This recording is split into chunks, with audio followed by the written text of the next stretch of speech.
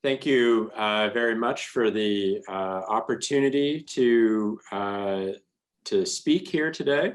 It's a real pleasure to put together a talk on this subject. Two of the things that have occupied my attention the past couple of months, figuring out how to target the SARS-CoV-2 virus and the enzymes its genome encodes, and then how we think about peer review and the role of peer review in dissemination of our results. So I'd like to start just on a personal note of what we were up to in March. So my lab was sort of really deep in studying problems like antibiotic resistance and evolution with my colleague Ian Seipel here. We just published this really great paper where we made all kinds of new molecules and studied them in the context of bacterial ribosomes using cryo-electron microscopy.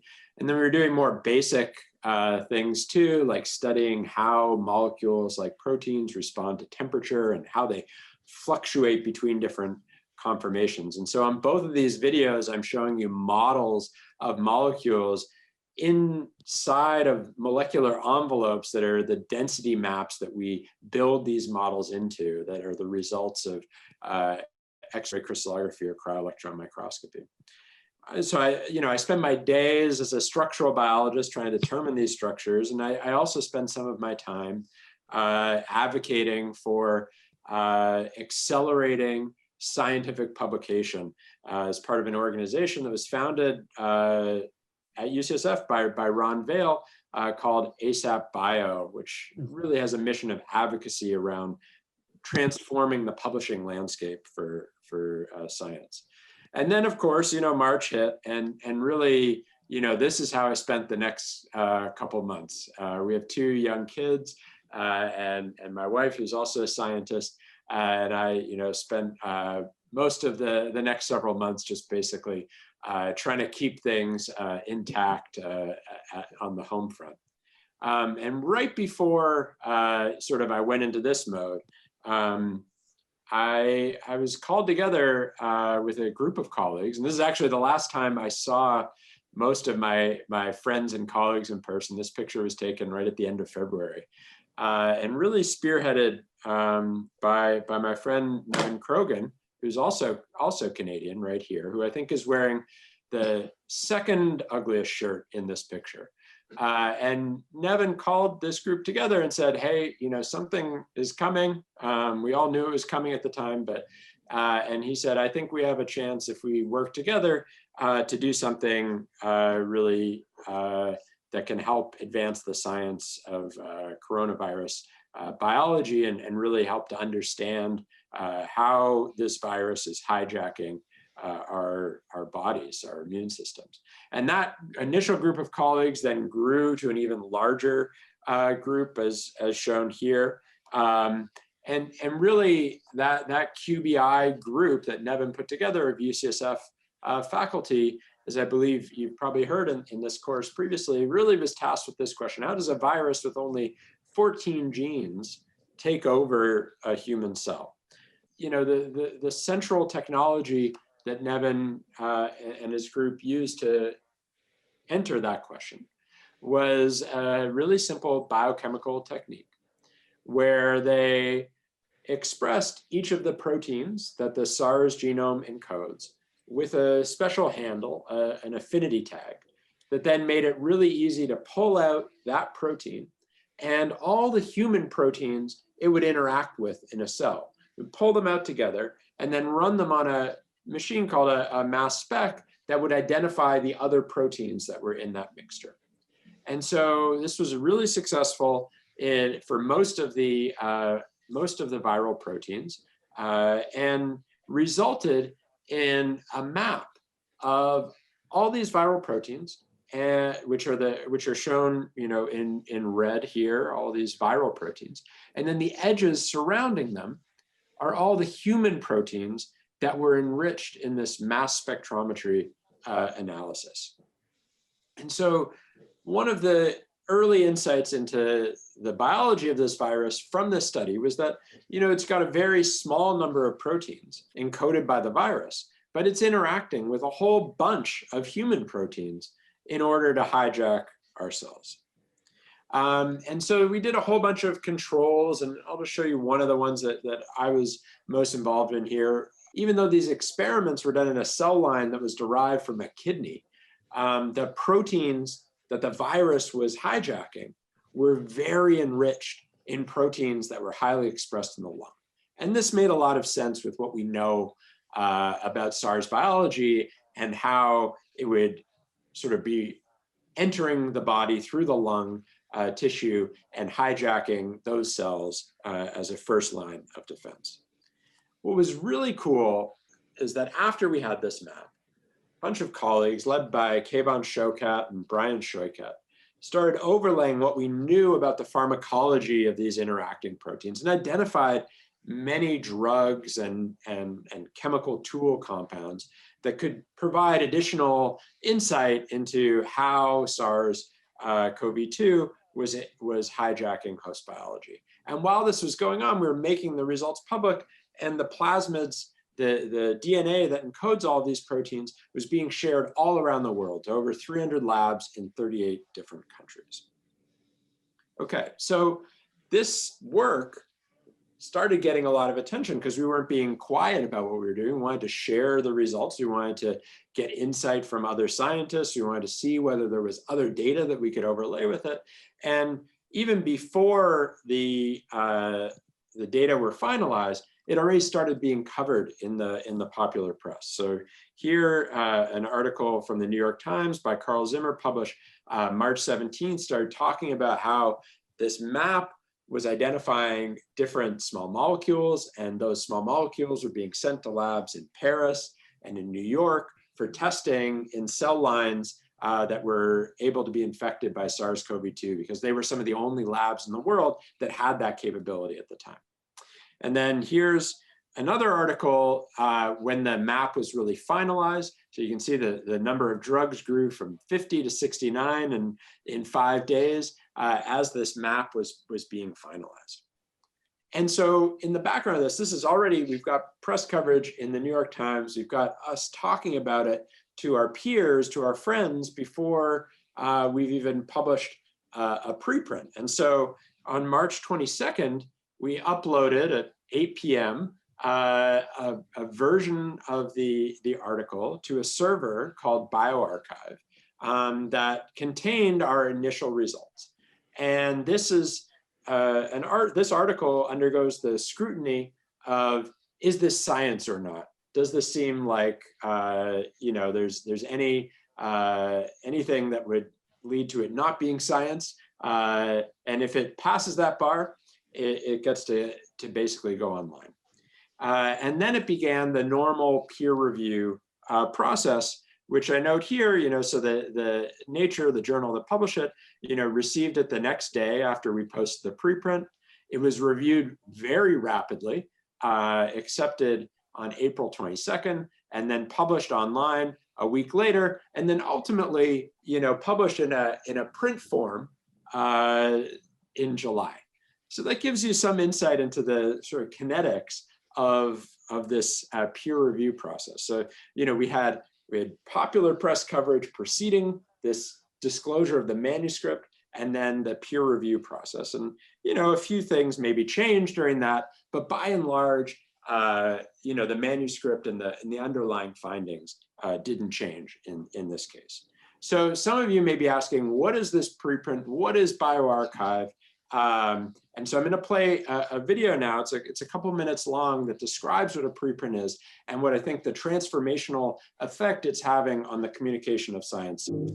A scientist's job is to obtain knowledge about the natural world. Sharing that knowledge is critical for scientific progress, as new information produced by one scientist can be used by others to make new discoveries and further benefit society.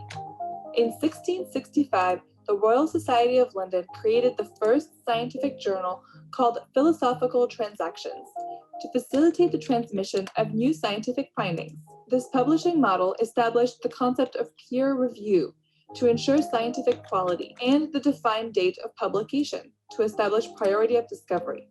These principles have laid the foundation for the nearly 30,000 scientific journals that exist today. Let's see how the process works. First, scientists write a manuscript and send it to a journal for consideration. If the editors are interested, it is sent out to a group of anonymous scientists for their opinion of the quality of the work. The journal receives commentaries from the reviewers and decides whether to accept or reject the manuscript, or commonly requests revisions that require more experiments, resubmission, and re-review before the journal makes a final decision. This process works, but it takes time. It's not uncommon for studies to be published 1 year after initial submission. In addition, excellent work can be rejected on the basis of its perceived importance. Are there better ways biologists can share information? Biology may learn a thing or two from the physicists. In 1991, Paul Ginsparg revolutionized communication among physicists by producing a preprint server called arXiv that allows for rapid communication among scientists. arXiv now posts more than 100,000 papers each year. Preprint servers in the life sciences exist, but they are not yet widely used. A preprint server is simple. A scientist uploads a manuscript to a server. The paper is screened to ensure its scientific nature. Within a few days, the manuscript is posted online and becomes visible to the entire scientific community before peer review. Subsequently, the manuscript is usually submitted to a traditional journal for peer review and publication. Most, but not all journals will accept work previously posted on a preprint server. The immediate access of the preprint has many advantages. Preprint servers give the authors feedback from a larger group of people than the anonymous peer reviewers. Preprints can be an announcement of a discovery, which helps scientists establish priority of their work. With preprints, authors can share work in progress or recent accomplishments with funding agencies, promotion committees, or future employers. Preprints are open access. Anyone in the world with an internet connection can view the manuscript for free. Preprints accelerate scientific progress by speeding up access to new findings. The internet is continuing to redefine how people access information and create social networks. Using the internet, physicist Paul Ginsparg tried the first truly new experiment in scientific communication since the creation of the philosophical transactions 350 years ago. As our lives go digital, many new ideas and experiments in scientific communication will facilitate access to data, changing how scientific work is evaluated and discussed, and pushing scientific innovation at an ever-accelerating rate. Let's see what the next 10 years will bring. This video was produced by Eureka Science and is brought to you by ASAP Bio. Great. So, if there was ever a time where we needed science to be accelerated, it's right now. And so, I was really happy that we posted a preprint of this, that we were sharing the materials really openly and transparently. And a lot of people have been building on this work already. It's already acquired, almost 1,000 citations. As I mentioned, more than 300 labs have requested the plasmids. By the time we even submitted the paper, that number is now almost an order of magnitude higher. And the coverage continued as the paper got accepted, with the message largely staying the same. I think we were, appropriately cautious in describing the potential impact of some of the small molecules that we implicated there. I think there was less caution by others in our country about the benefits of other potential small molecules. And it's really raised a lot of questions about, what peer review's job is, whether peer review is supposed to find major flaws or whether peer review truly authenticates its work. And one of my heroes of the pandemic, Dr. Fauci, said, you can peer review something that's a bad study. Something can pass peer review and still be flawed. And that's a really important lesson that we try and impart on our graduate students very early on in their education at UCSF. But even scientists are concerned about the impact of preprints and early disclosure of data, especially during this pandemic. And one of the big concerns amongst a survey that we did of scientists is the premature media coverage of preprints. And we saw that, maybe even more so this past week with the media coverage of the results from the DeepMind Google protein folding team, AlphaFold, and their results in the CAST competition. That's not even media coverage of a preprint, that's media coverage of a single presentation. And so there's this interesting relationship right now between preprints, peer review, and popular press coverage. And to be honest, I don't know what the right solution is to that landscape. Another example of ours is sort of the positive side of press coverage. There was also a study done by our colleagues to the south, as Jeff would put it, at Stanford, on the seroprevalence, basically an estimate of how many people in Santa Clara County had been infected by SARS-CoV-2.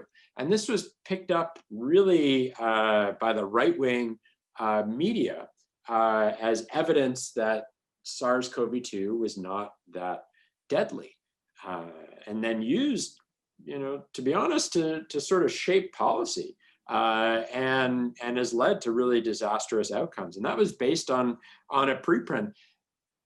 Very rapidly, there were comments on that preprint, peer review that was going on transparently in real time that noted some of the flaws. So we really need to think about how to identify flawed research before it becomes dangerous. There was a proposal by a good friend of mine, Mike Eisen, and a colleague, Robert Tibshirani, that maybe for certain articles with extra public importance, there might be a service for rapid review and authentication of the sort of main punchlines. But I think that there is going to be a real problem here with misinformation, and I don't think it's caused by preprints. I think these things will occur in journals as well. But as information proceeds very rapidly, as we've seen during this pandemic, it's going to be interesting to see how the press, the journal infrastructure, and scientists operate in the future. All right, so back to the science that we were doing. So after we had this wonderful map of the viral proteins and the human proteins they interacted with, we got more investigators and trainees together to start to approach it from the perspective of structural biology. And that's what we're really interested in. What do these proteins look like and how do they fit together?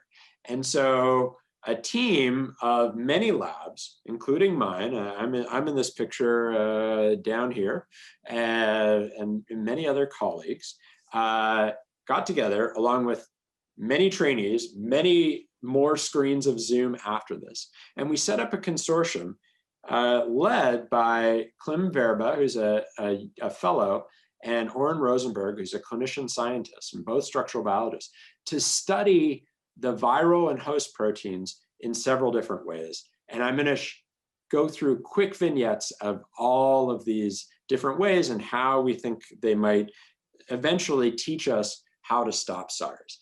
And I'm going to tell you about 3 ways we think about interrupting the biology of SARS, some of which I think you've heard of in this course before. And those are entry, how the virus gets into cells, protein processing, once the virus starts making its own proteins, how they get processed, and then signaling, once those proteins are released, they start signaling and interrupting host pathways to allow the virus time to form again to spread to other cells. And so I'm going to focus in on each of these 3 steps and ways that we think we can use the power of structural biology and chemical biology to learn how to interrupt them. Okay, so the first is entry. So SARS has these spike proteins on its surface, and they bind to a receptor on human cells called ACE2.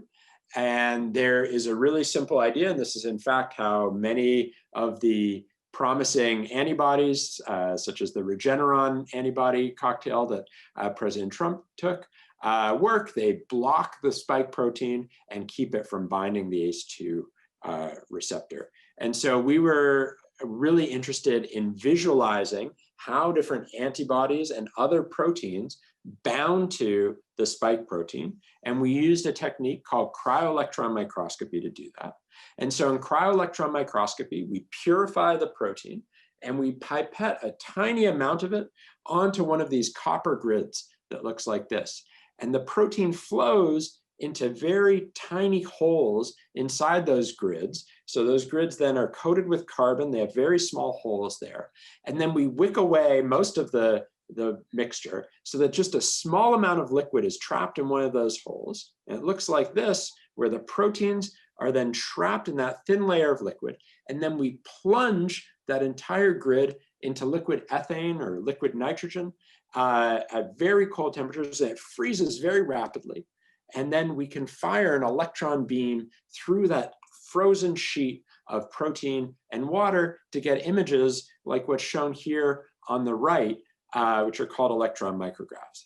And then we use computational techniques to stitch together those images to give rise to structural models like what's shown here. And that's just what my friend and colleague Ashish Manglik did within this consortium. Was he figured out ways to create little miniature nanobodies. These are antibodies derived from camel species and then engineered in yeast so that they would bind to this spike protein. And he engineered many of these variants, and they turn out to be super potent inhibitors of the SARS spike protein. And so UCSF was really excited about the potential of this. And to continue with the theme of disclosure, UCSF released this wonderful write-up on the work on August 11th that highlighted the fact that the consortium and Ashish and Peter Walter had posted this as a preprint on bioRxiv. And so that was August 11th. And then here you can see the eventual journal publication. So then over the next couple months, received for publication, peer review, and now we're talking a delay from August to October. So still a very rapid peer review and publication process, but now we've moved from the 1 month in the beginning of the pandemic to 3 months here.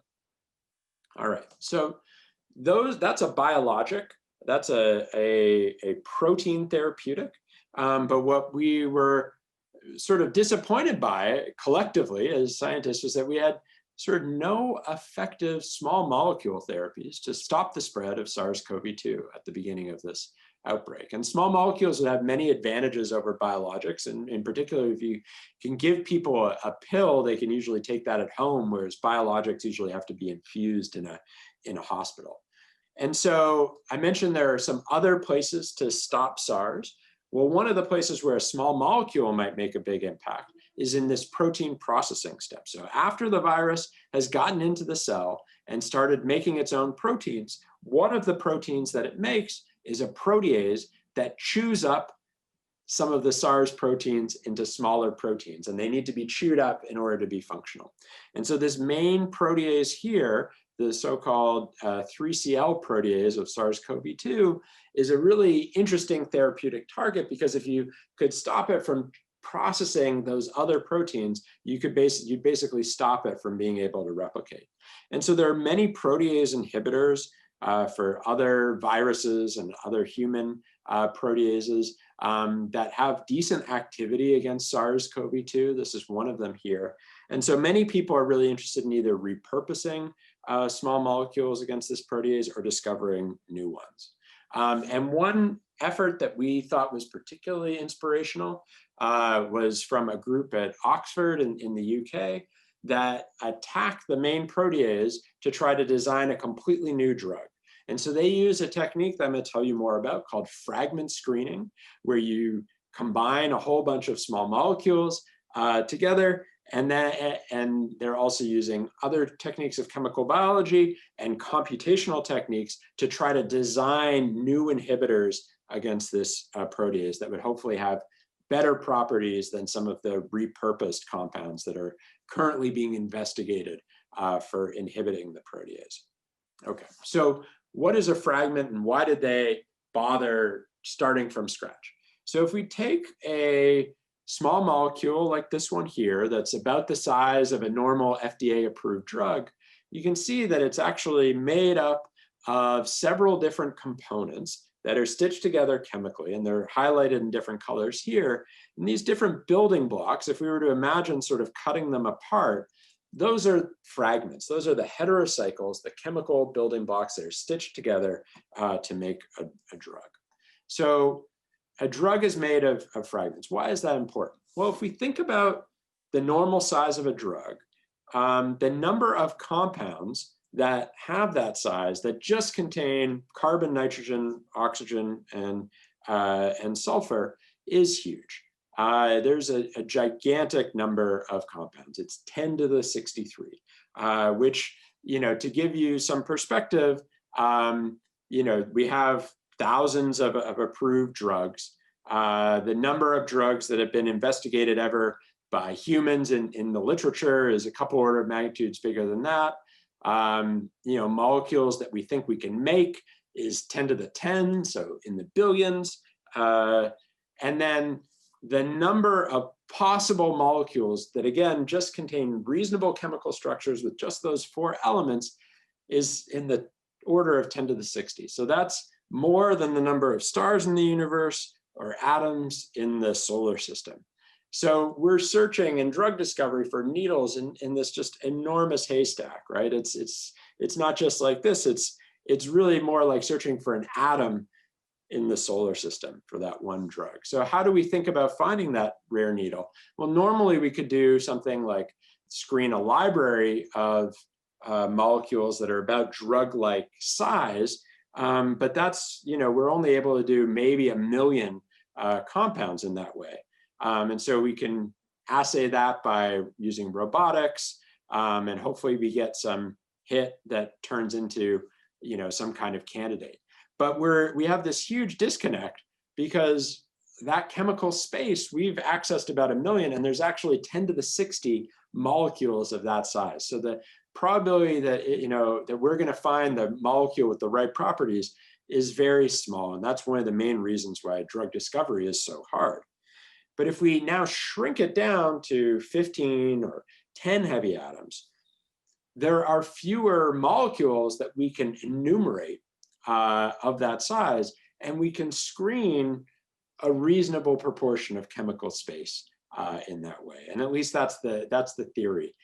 So rather than us trying to find something that fits the entire binding site, as I've schematized here, we'll try different compounds as shown by different shapes and hope that some of them will bind weakly, and that we can separate those that bind weakly from those that don't bind at all. And then we can take that information about where they bind on the protein and start to link them together to form a more potent molecule. Okay, so what's one way to identify where they're binding? Well, I already told you about cryo-electron microscopy. Another way to do it is protein crystallography, where we coax the protein by dehydrating it in different solutions to form beautiful crystals like this that are about 100 microns, about 1/10 of a millimeter in size. And then we take it up to a particle accelerator called a synchrotron. This is our beamline at the Advanced Light Source in Berkeley, and then shine X-rays at it and rotate the crystal. And as we rotate the crystal, we get this beautiful pattern that's called a diffraction pattern that then we can mathematically convert into an image of what the protein looks like. Okay, so once we've done that, we've determined a structure. When we want to soak fragments in, we'll do that over and over again. We'll do it 96 times in a tray that looks like this. And so in each of those wells, there'll be hopefully a single crystal.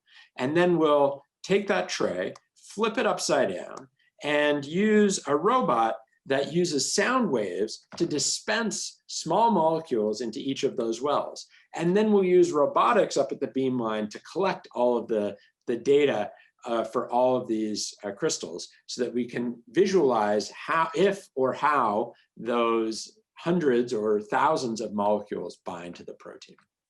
Okay. And so they did this at Diamond in the UK on the protease very rapidly. They got started in February, and they basically disclosed all of their data over the course of March and April. And they did it all completely openly to try to catalyze the international community to help them think about how to design better protease inhibitors for SARS-CoV-2. And so again, data was released in March, popular press coverage, or at least science popular press coverage in early March. They didn't post a preprint until June. And then the paper ultimately was published in October. So where are they now? They've kept building during the time that this paper was in review. They now have merged a couple of the fragments together, and they have something that's active in cells with an IC50, an inhibitory constant around 1 micromolar. That's about 3 micromolar, sorry. That's about as good as remdesivir, which is a so-so small molecule. So, and they still have a ways to go. And they're updating their work live on this website here, where they're calling it the COVID moonshot, and then have posted a preprint describing their iterative effort to improve these molecules. All right.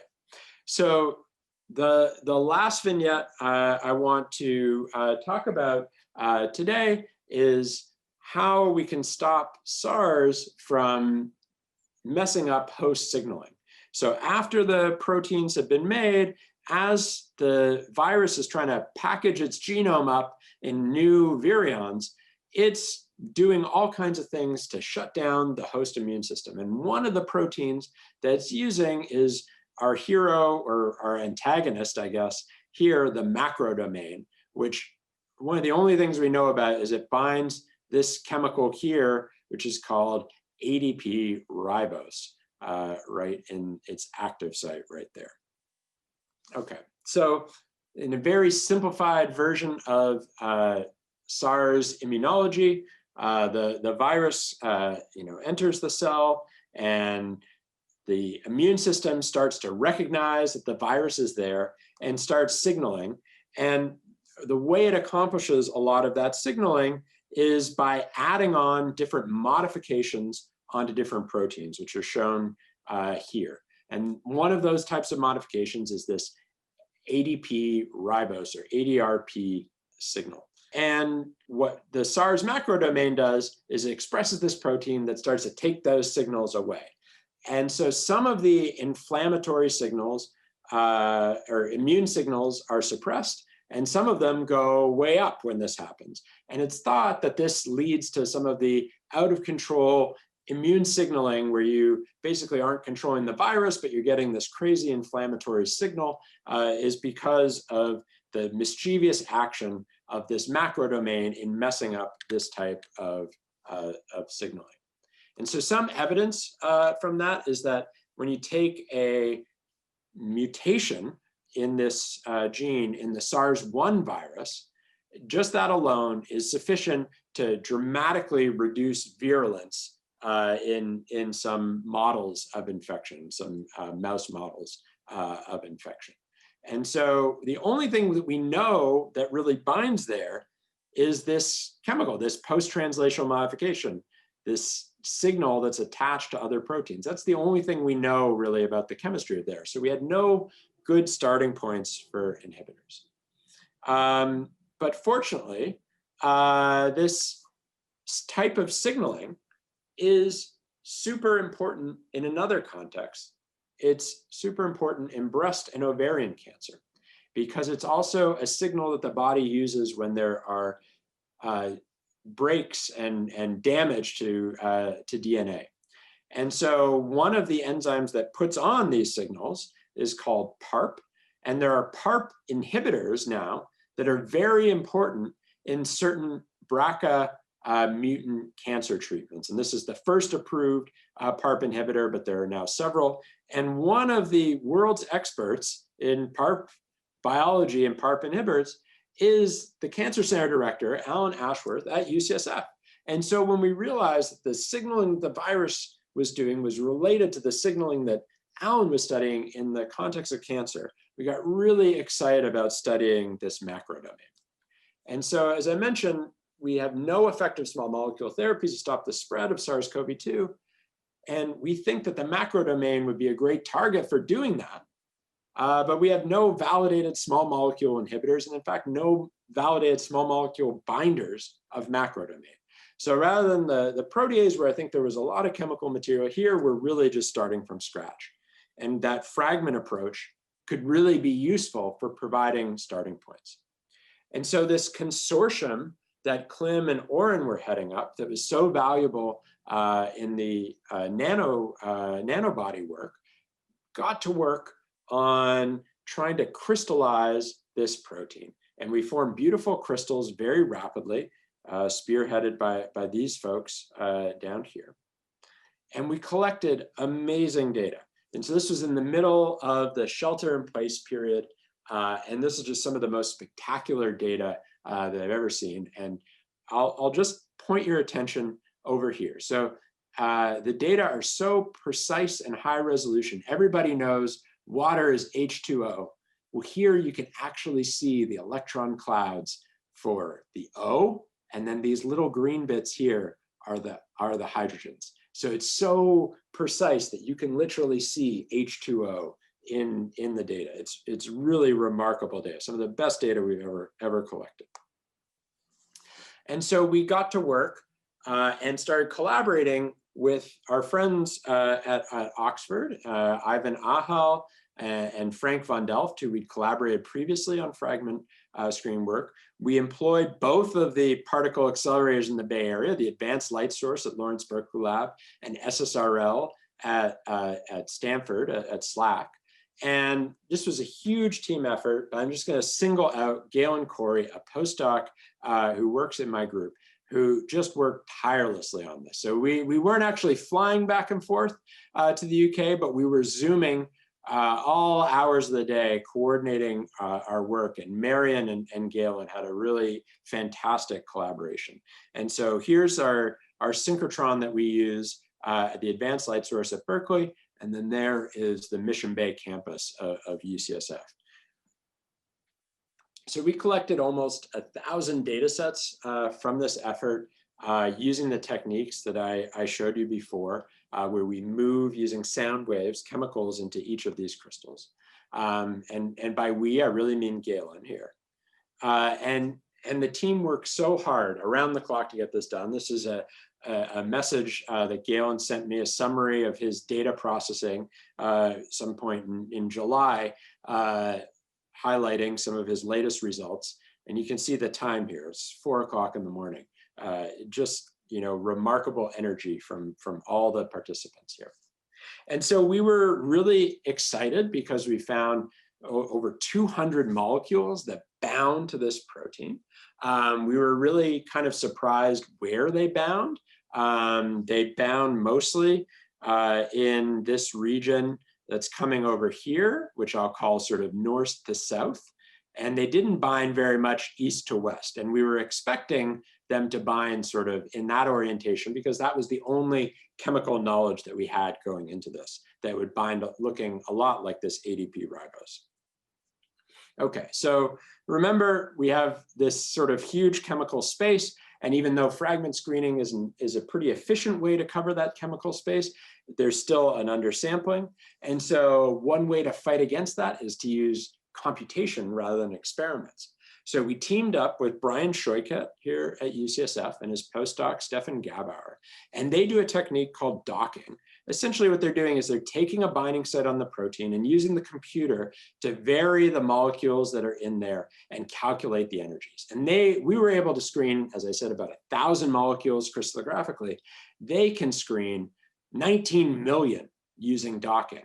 And after a bunch of filters, they purchased about 60 of them.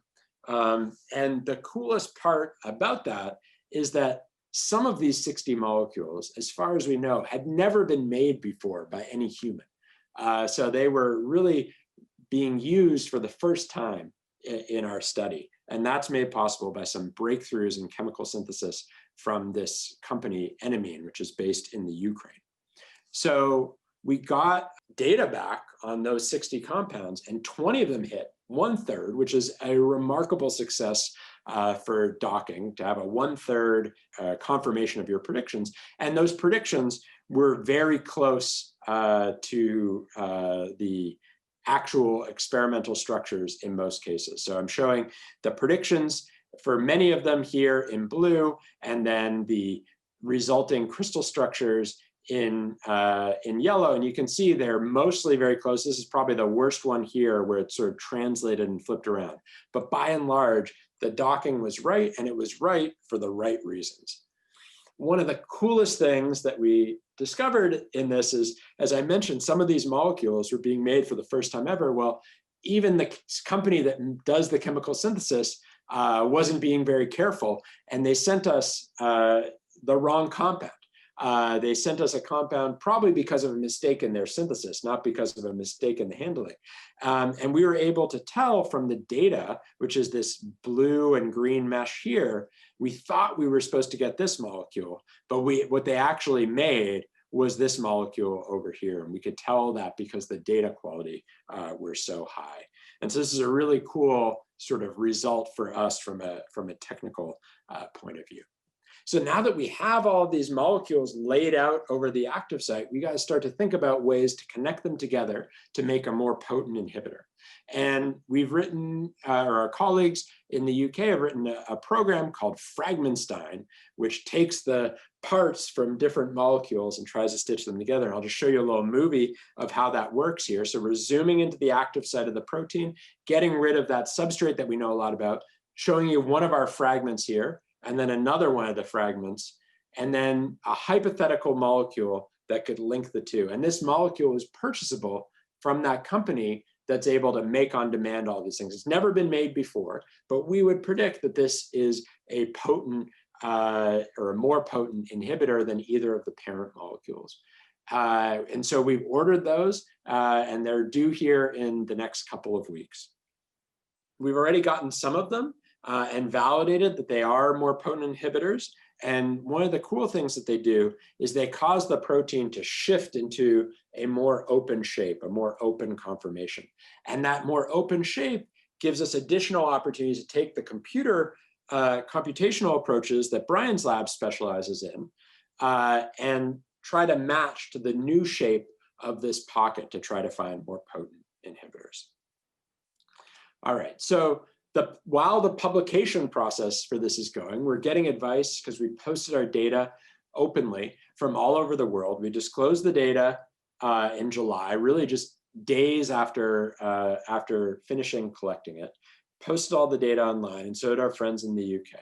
We just posted our preprint right around Thanksgiving, and we've been ordering all kinds of new molecules based on these ideas to test and bring into the next set of structural biology and computational studies that we're doing on this very cool protein.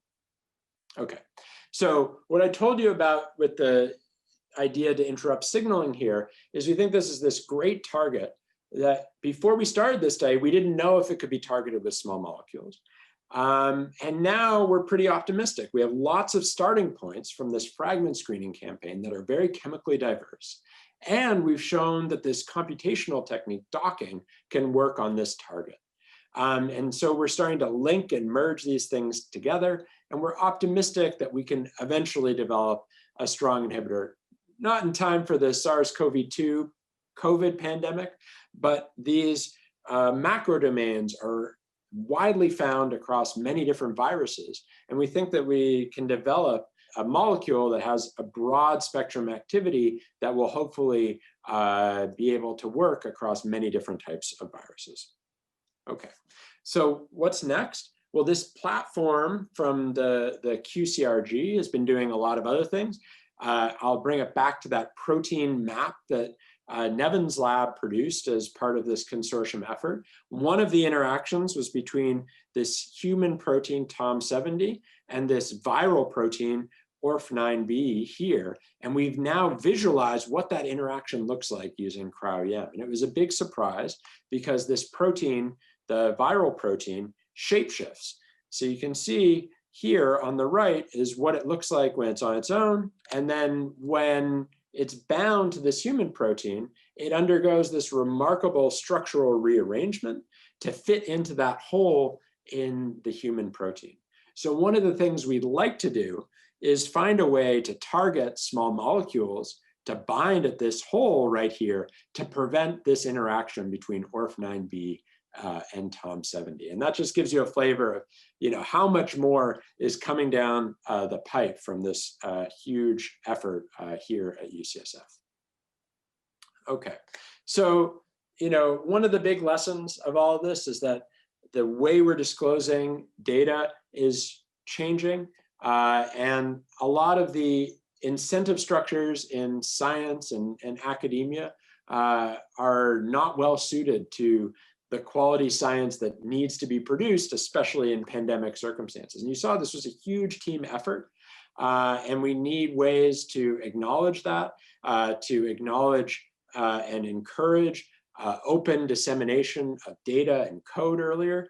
And open data is also important as we start to evaluate vaccines. And here's a really interesting series of tweets from an epidemiologist who's saying she doesn't object to science by press release, but that press release needs to have data along with it so that the experts can dig into it as well.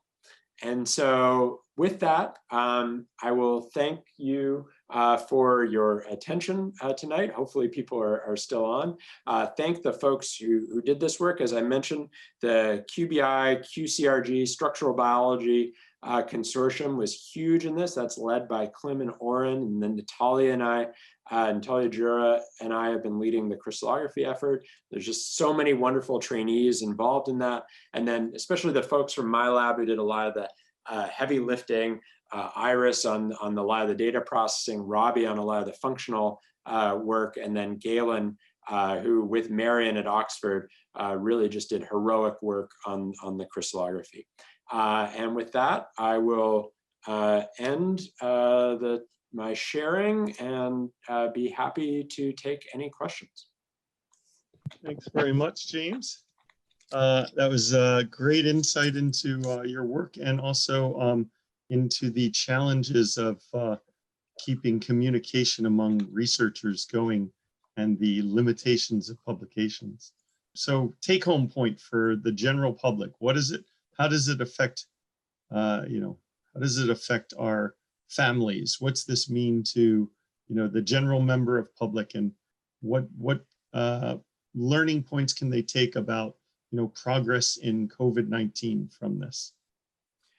Yes, so I think one of the main lessons is that we're going to be much better prepared the next time. And we're going to be much better prepared as scientists because of the open culture that has emerged around this. And I think that I really take that to heart because I grew up in Toronto, which experienced the first SARS outbreak, almost 20 years ago. And, it was a much smaller outbreak, but we kind of took our foot off the gas as a scientific community. After that, there was initially a big flurry of interest in coronaviruses, but we kind of took our foot off the gas. I don't think that's going to happen this time. And in that 20 years, the data sharing practices and the disclosure practices have just gotten so much healthier. And I think they still have a long way to go.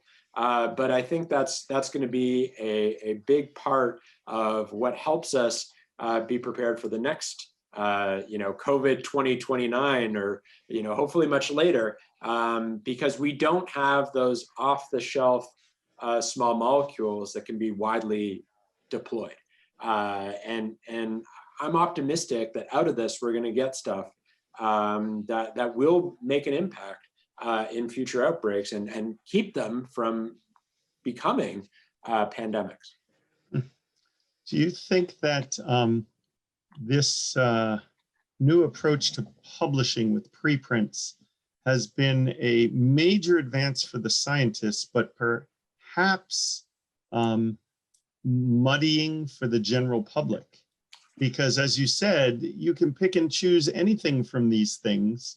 You know, in addition to what's been going on with fake news and things like that, it's sort of like riskier for the general public, would you say? I don't, because I think that everything that sort of wants to be published will be published. And, you know, it's very obvious when there is actually a legitimate, huge scientific story that it will get picked up. No matter where it's published or even before it's published, as we saw with this breakthrough in protein structure prediction. You know, that's just getting coverage everywhere, despite the fact it hasn't even been published yet. But then I'll put the blame on scientists who are sort of hyping results before they're really fully baked, whether they're in peer-reviewed journals or just preprints or just by press release. I think we need to be much more cautious about our interactions with the public and with journalists. And I don't know that peer review necessarily is the guarantor of that, as much as restraint and using each time you want to talk about your science as a chance to sort of educate both about the promise, but also the limitations of your work.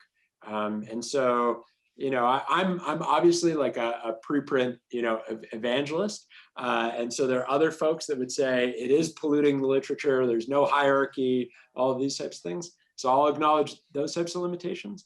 But by and large, you know, most harm that I think I can think of in the past 20 years from misrepresentation of science has come from the peer-reviewed literature.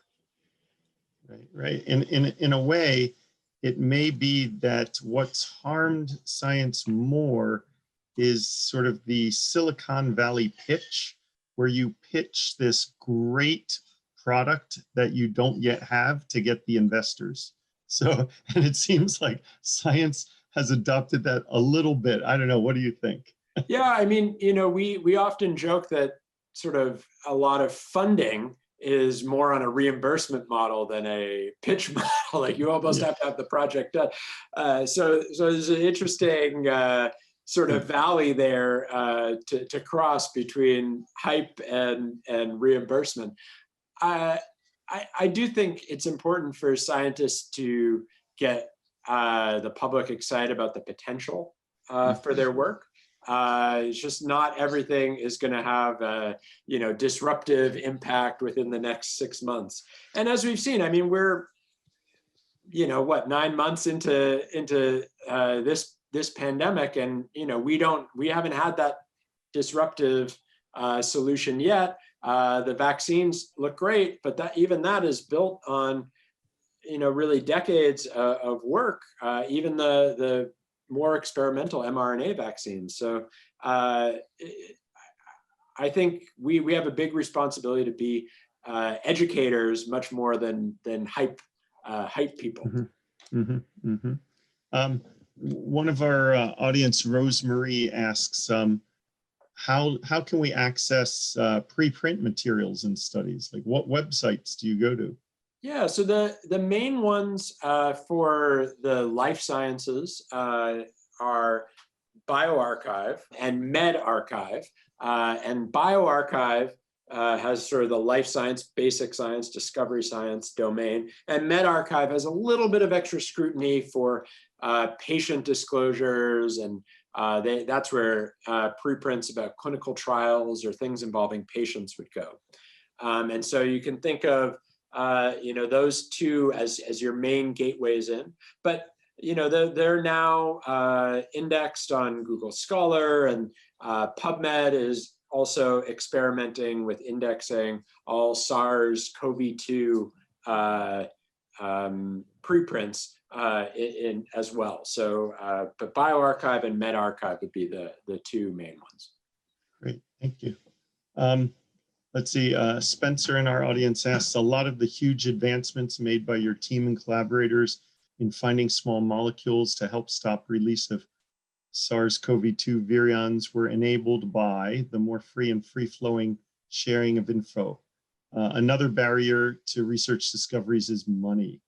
I'm thinking of paywalls to academic journals that stop less well-funded labs from gaining access to information. Also of how academics keep their jobs by making discoveries in private and not getting scooped by labs that make discoveries first.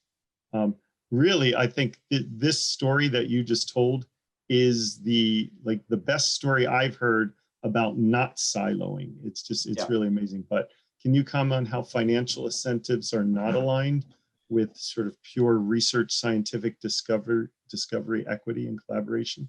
Yeah, so you know, Spencer, I think the equity point is super important here, and it extends not just to you know, less well-funded labs or countries or scientists in other countries, but also to the public. One of the great things about all the work on bioRxiv or medRxiv is, you know, everyone can read it. It's completely open access from the minute it goes on there. And so, you know, there's no paywalls for anybody. I think that is so important. I think we have a moral responsibility to accelerate science in that way, so that folks in different countries and folks who don't have access to the resources that we have at UCSF can be a part of scientific discovery. The other aspect of scooping and incentives. One of the other great things, and this is the thing that most attracted me to preprints in the beginning, is when if I have a big discovery in my lab and I submit it to a journal and it goes behind the cloak of peer review for months, I don't control when it's disclosed. And I am, you know, in that time subject to potential scooping. When I post a preprint, I control when I disclose the data. And I can decide whether I want to be, you know, whether I'm rushing to beat somebody and try and scoop them, or I can do it in response to them scooping me. But now we're talking about scooping maybe on the matter of days or weeks, and we're not in the time scale of months where it's really ambiguous who had what first, who did what when. You know, if Jeff publishes or posts a preprint that's basically identical to something I'm about to post, and I post it 24 hours later. Yeah, sure, maybe I posted it 24 hours later instead of a week later, but it's very clear we had the results at the same, you know, general time. So I think this openness and transparency and scientist control is just such a huge part of moving science to a much more healthy culture where we control sort of what's going on, and we can eliminate a lot of the non-transparent aspects of the competitive nature of science that I think is so antithetical to the real reasons we got into doing this. I have to say, the more we probe and discuss this, the more sense it makes, actually. Yeah. It's really, yeah. Well, look, I mean, the old system, as that video pointed out, was invented in the 17th century. And we've basically been operating on that system for, you know, almost 400 years, despite the fact that we now have the internet. You know, despite somehow we've invented email and PDFs and all of these things, and peer review has gotten slower and more painful than when it was done by carrier pigeons. So, you know, hey, if it was good enough for my grandfather, you know. So Corey asks us, can you talk about the open culture as it relates to or perhaps threatens the traditional pharmaceutical for-profit industry structure? Will research dollars flow differently in this new paradigm? You know who are gigantic fans of preprints and open science? Pharma and biotech, because they hate the idea that there are these incentives that academics have to publish in certain journals and massage data so that it gets by peer review in certain ways. And they're very big fans of open data, potentially more reliable data. That data can come out faster so that they can build on it faster. So, you know, I don't know that it's going to change, you know, the flow of dollars between there, because hopefully we're going to move the entire system towards something where people are disclosing stuff much more rapidly. But I think the incentives for doing that are very in line with, you know, the motivations of these companies to create new medicines faster for people based on more reliable input data. Audience members asks, are we way past the era of worrying about unintended consequences or side effects of synthetically created molecules? And I love the fact that you can just like request your molecule and have it sent to you. Yeah, that's so cool. Yeah. You know, but it's a great question. Are we past the era of worrying about that? I don't think we're worried about it from sort of an environmental point of view. You know, these are generally sort of, you know, we're not using any exotic elements or any exotic chemistries. Just with very simple building blocks, you're able to create such enormous chemical space that we couldn't hope to cover it. We are, of course, worried about, you know, side effects of any small molecules that we create to target SARS-CoV-2 proteins. And in fact, you know, this COVID moonshot for the protease, you know, that's where they're going to spend most of their time and most of their money in the next little while. They're going to get to a decent efficacy in cell lines and in vitro studies really soon. And then the real slog of drug development comes along, and it's, you know, all about, you know, absorption, distribution, toxicity, all of these sort of other properties that are so painful to engineer around, and side effects, of course, are, you know, a big one. Especially for a protease inhibitor. There's so many human proteases that could be off targets. Similarly with the macro domain, there are lots of human proteins that bind ADPR, and that you know, means that a molecule that binds in that pocket might bind some of those. And so we're going to try and get out in front of it and sort of look at the specificity of it. But it's the unintended consequences are something that you're on the lookout for. But unfortunately, you know, we don't have great tools for predicting those until the rubber meets the road and you're actually putting it into animals or very sophisticated cell models. Seems like that might be more pertinent to when we start ordering synthetic organisms. So you put in your order for an organism to this company in England, they send you the organism, then we might have to be worried, but probably not these molecules. Yeah. Yeah. So I agree. Well, that was great. Any last minute insights for the audience? Really appreciate you going through that with us. It was eye-opening for me. I hadn't really thought about the implications of this new publishing process. Let's see, do you expect the new administration's approach to COVID to impact you and your lab's daily working experience? It's a great question, and you know, like many, I'm very optimistic. You know, that the new administration will bring a more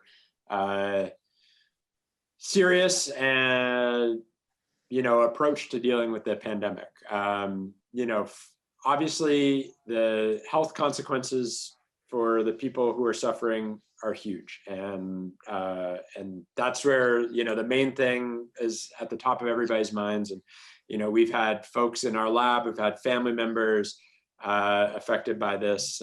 Fortunately, no one in the lab affected by it themselves. But you know, from a very selfish point of view, you know, we're working at 50% density in the lab.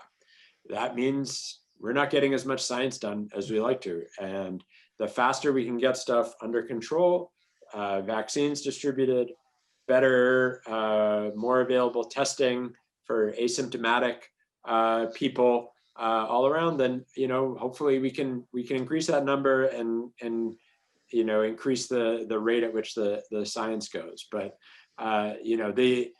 the lab's daily working experience, is we're so lucky, to be at UCSF, great place, that's had a really great institutional response to COVID, that's kept our labs open, that's kept people's jobs, safe, and the impact on us has been minimal. But that doesn't mean that we're not looking forward to it getting better. We got to get you back into that lab, get the whole lab working. Because I'm actually in my office today because I tend to talk too loudly for my kids when I'm, giving a seminar like this. So I made a very rare trip into UCSF, into my office. I haven't actually sort of been in here in weeks to months. So it's nice to be back. We appreciate that. And thank your family for releasing you tonight. So, all right, well, take care. Everybody out there, stay safe. And we will see you back next week.